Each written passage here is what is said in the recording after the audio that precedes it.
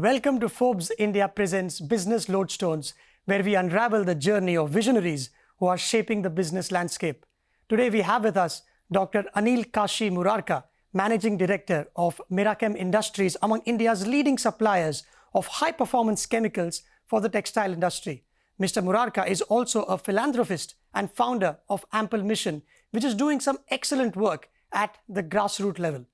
Hi, Dr. Murarka. Nice to have you here. My pleasure. Let's start at the beginning. You wear multiple hats, one as a businessman and an entrepreneur, and the other as a philanthropist. We are keen to know more about your journey in the latter. Tell us more about how you got started and what inspired you to get this non-profit bit going. Mirachem Industries is a company which is engaged into manufacturing of textile specialty chemicals. My father started this company. It's almost 4.5 decades now. Mr. Kashi Murarka. Missiion, the word called philanthropy, was somewhere inculcated into me when I was a youth in school or college days.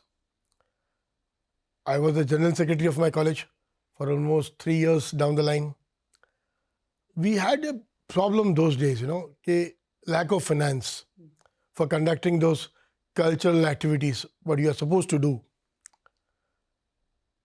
That was probably the time when I talked to myself, if I can do something towards business, the first thing is try and promote the youth. I am blessed with almost about 42 colleges today in Bombay. We are conducting intercollegiate festivals. The idea is only one, goal is only one. Youth is a powerhouse of today. Try and give them a platform where they can do something wonders for the continent. So this started when you were back in college, and it's an idea that its time has come much later once you started, when you took the reins from your father then. No, not reins from my father then, but yeah, when I joined business, immediately after that, I started talking to myself. Yes, I promised myself some time back, if I can do something in business, try and do something. And that's when it started, and that's now happening. Right.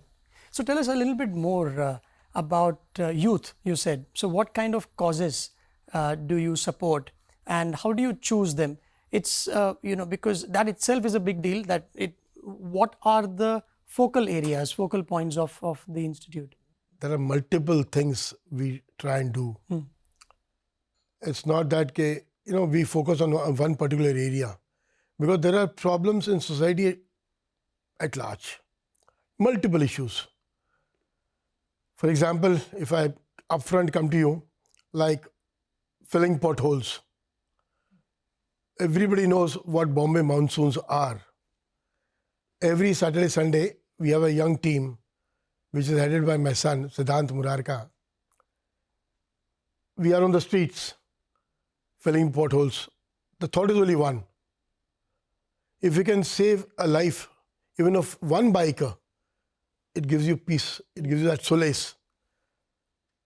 People laugh at us. I'm not kidding. People laugh at us. What is the silly thing we do?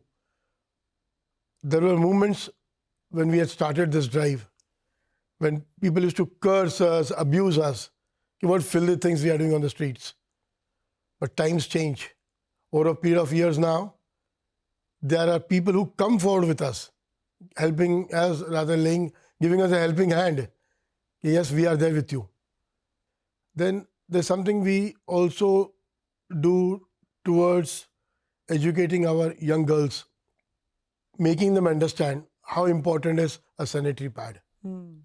It was a challenge initially, because who is Aneel Murarka to talk about a sanitary pad? But that stigma, we have to come out of it, If you remember those, even now, you go to a store asking for a sanitary pad. The first thing, they will give you a pack, but they will wrap it in a newspaper and then give it to you. Is it a crime? It's something which is important for the ladies at large. Right. Let's acknowledge it. Let's come out of that stigma. But we still don't want to. So we took this drive forward. A place in Bihar. We had to take a team of doctors, because again, who is Aneel to go and talk about it or rather deliver all this? There were places where I was shocked. People there don't use undergarments. I had to take a team of doctors from local hospitals, my young team, try and educate them. Okay, this is important for you, for your hygiene. We are glad we could successfully do it and make them aware that yes, all this is very, very important. Right. So problems come in and go. And it's interesting you say that, for a layman, if somebody says that there are a bunch of people wanting to help the community at large, you let them do it and hopefully contribute to it. But the irony is that people can point fingers and, as you said, that are you guys crazy? Why is it that you're doing? So did you face this and did that surprise you? It did not surprise us because when it started with something, that the first one was a surprise, for sure. Okay, you're doing something for society and this is what you get. Right. That was the surprise. But as time rolled by, it was a package deal. कि Right. भाई हिंदी में बोलते हैं ना यार, ये तो सब सुनना ही पड़ेगा आपको. Right. That was the thought behind it. And what is the kind of feedback that you get from, let's say, some of the causes that you support or some of the team that you mobilize on the ground? For instance, fixing a pothole, you might save a life, but nobody will come and tell that to you. But in a few other places, have you heard stories that make you pleasantly surprised, or what kind of feedback do you get? You are in for surprises at times, you know. For example, when I talk about colleges, we also have some scholarships and all this. One fine day, I'm at a function somewhere, and a young girl walks towards me. I don't even realize she's walking towards me. But she just comes to me, stands beside me and says, "Is that Aneel, sir?" Yeah, it is. So I'm so thankful to you, so grateful to you for all that you have done. You have changed my life. I swear by you, I had no clue what she's talking about until she tells me, I'm so and so, I was in this college and this is how you helped me. It was like never expected. I come from a Rajasthani family. जहाँ अक्सर बोला जाता है नेकी कर और दरिया में डाल. That's what it is. But अगर somebody comes forward, it is a word of acknowledgement from someone which makes you feel that you have done something good for someone at least. That's a true acknowledgement. It gives you solace. Whatever people talk, it gives you solace. Yes, you were there for somebody.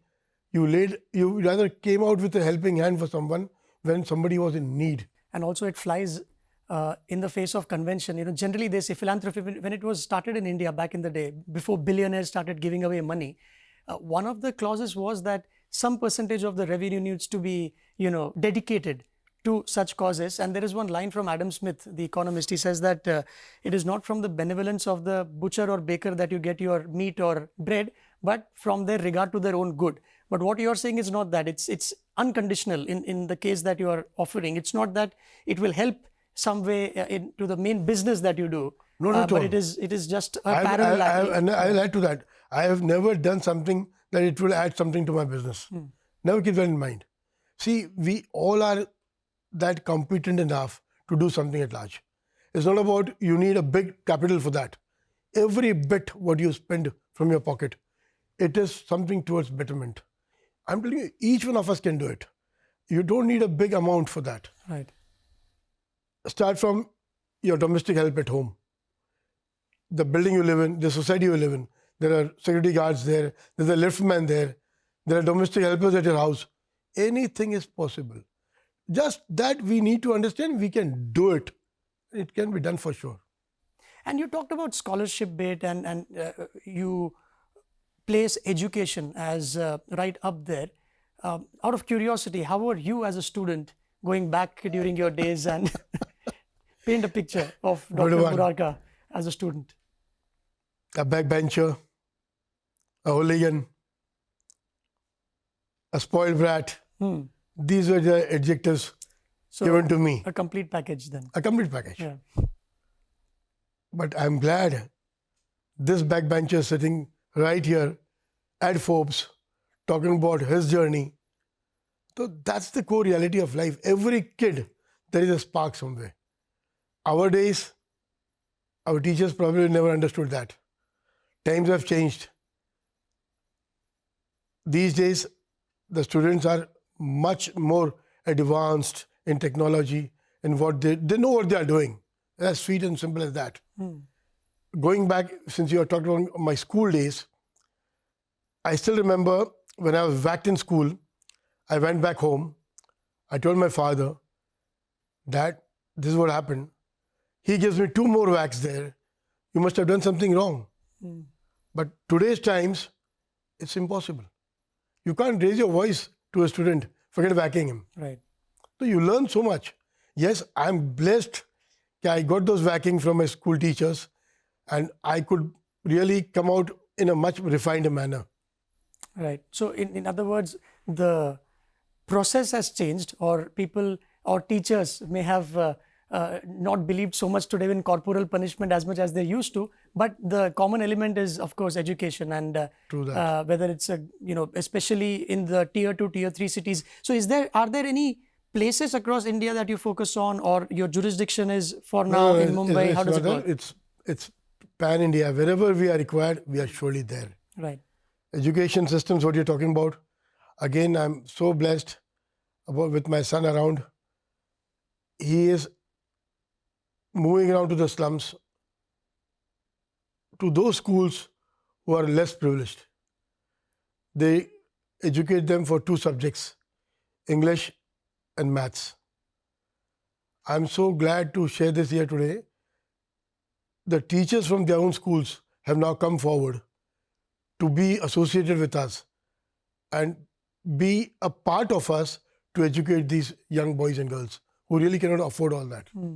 Do you bring some of your entrepreneurial nous to the philanthropist initiatives? Now, what is it that you've, let's say, over the years learned in business? And the reason why I ask you is this, that oftentimes philanthropy is given short shrift because the amount of time that needs to go, time, money, effort, goals, milestones, making sure that that particular objective is being met. True. So the rigor with which a project management is done in business vis-a-vis that in philanthropy, there is a bit of a gap. But obviously, you coming from a background where you are heading an outfit, how does that help in these efforts?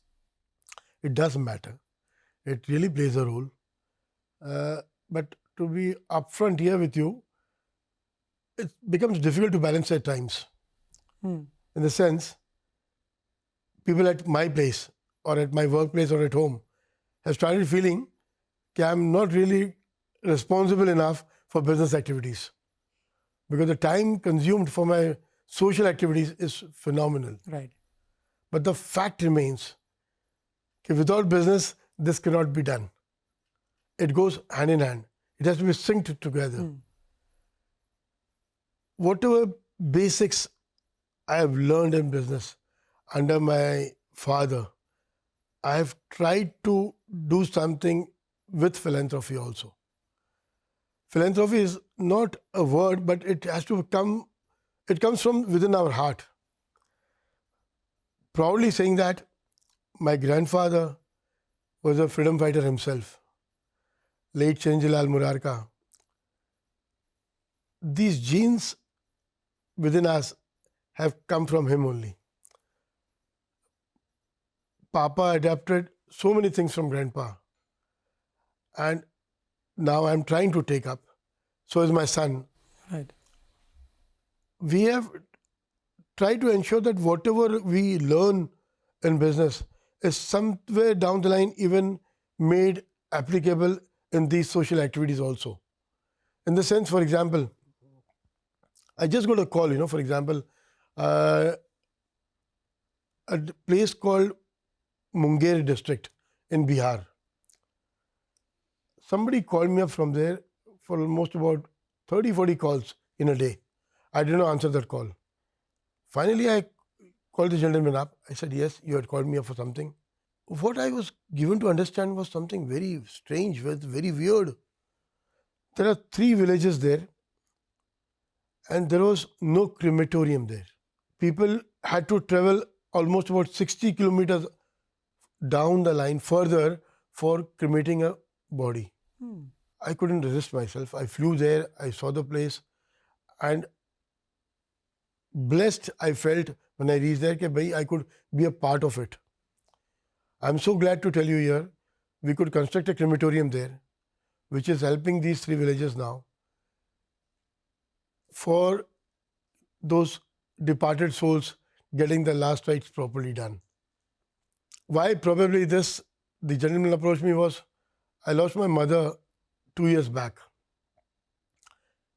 And there was some post I put on social media about mom. Because we had the privilege of constructing a crematorium here in city. There's a small village called Goregaon. There's a crematorium there which we could construct in 2009-10. It is still in process. You will not believe, right from Borivali East until Vileparle East, there is so much of population, but there was no crematorium. And this is the only one which has come up. There is nothing yet come up after this.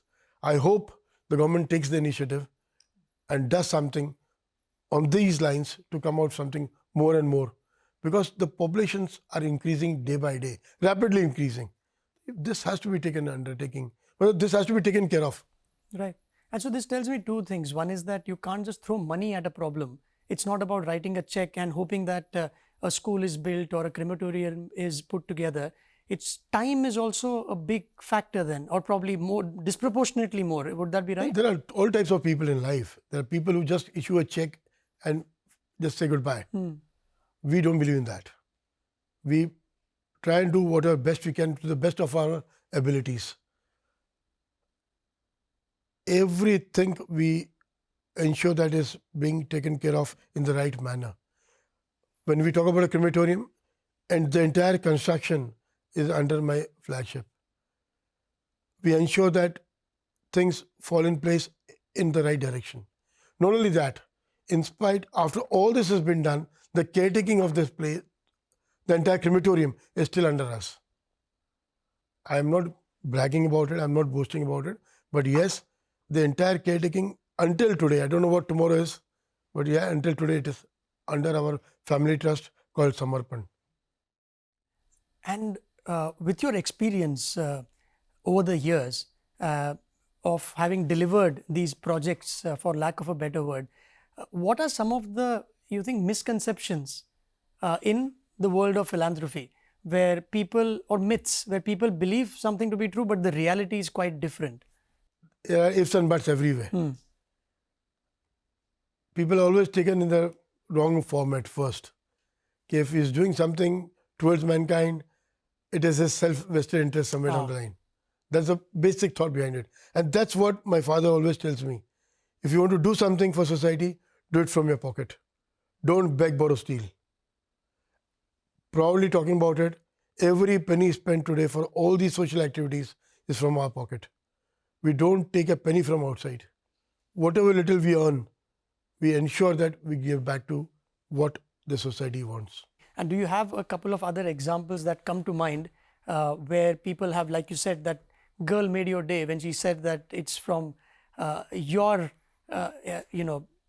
efforts that she could get a good education? That itself says a big deal, because it's not about, at the end of the day, we talk about ROI when it comes to business. This is when you get somebody to see that they are able to finish their education, or saving a life, or burials, for example, or crematorium. There is no way to measure that, is there? Or how do you?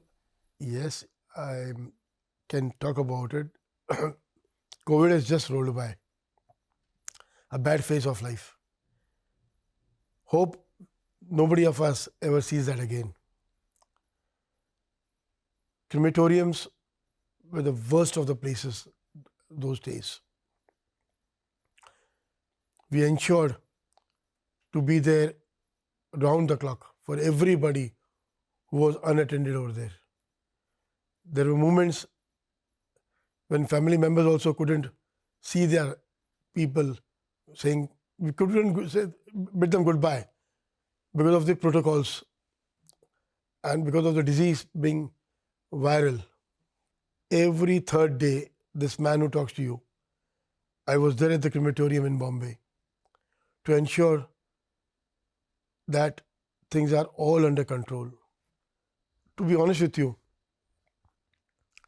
I can talk about it, but yes, I was paranoid because of my parents at home, that I should not be a carrier back home when I'm in the crematorium. Right. God was kind. Thanks to the Almighty for taking care of this man and sailing me through with all the toughest of times those days. But that time, so many, everybody who came there or even later have acknowledged about all these efforts. That this thing, whatever we could do for society, is remarkable. And that solace automatically comes to you. See, all these things cannot be purchased. It comes within.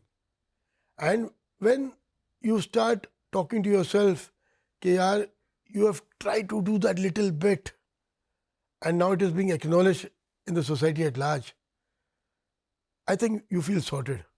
So you clearly enjoy rolling up your sleeves and not just delegating it and be in the thick of things then. Definitely.